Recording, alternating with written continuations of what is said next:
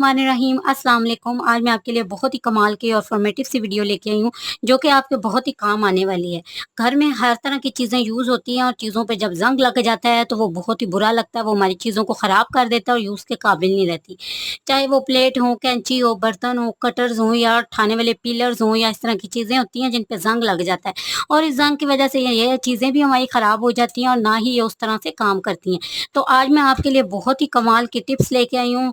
Just हम सस्ते से एक कागज़ के टुकड़े और एक सस्ती सी चीज़ का इस्तेमाल करके इस ज़ंग को कैसे उतारेंगे और बहुत आसानी से उतारेंगे। बर्तन का आपने इंतखाब करना है कि जिसमें ये चीज़ें अच्छी तरह से डिप हो जाएँ और इसमें आपने गर्म पानी को ऐड कर देना है। ऐसे ऐड करने के बाद हम इसमें एक सस्ती सी चीज़ ऐड कर रहे हैं जो कि है टाटरी। ये आपको कहीं से भी ईज़िली मिल जाएगी, तो 1 चम्मच आपने टाटरी ऐड करनी है। ये ऐड कर दी है और इसे हम अच्छी तरह से इस पानी के साथ मिक्स कर लेंगे।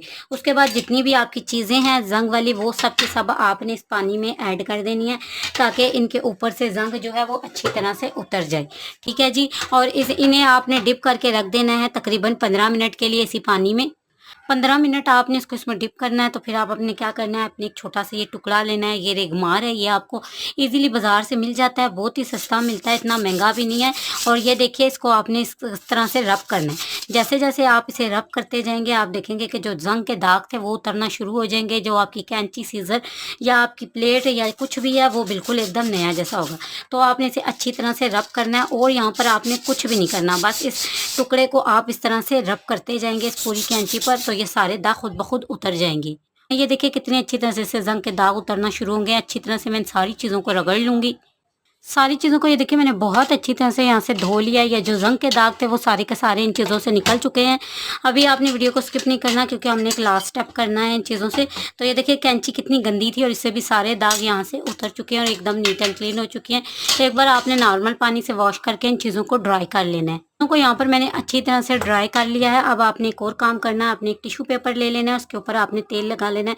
नारियल का तेल है, कोई सा भी तेल है आप यूज़ कर लें। यहाँ पर मैंने जो तेल की यूज़ किया है वो सरसों का तेल है और इन चीज़ों पर अच्छी तरह से आपने इस तेल को रब कर देना है। इससे इनको दोबारा से जंग नहीं लगेगा और ये चीज़ें हमारी जो इनकी धार भी ठीक रहेगी और एकदम ये चमकदार सी रहेंगी। तो सारी चीज़ों पर अब मैं तेल लगा लूँगी।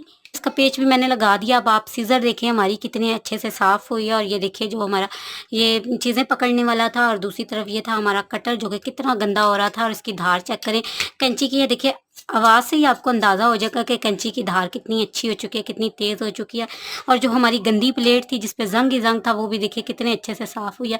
मेरी कोशिश और मेरी मेहनत और अगर समझाने का तरीका ज़रा भी कुछ अच्छा लगे तो प्यारा सा कमेंट करके हौसला अफ़ज़ाई ज़रूर से किया करें और चैनल को सब्सक्राइब किया नहीं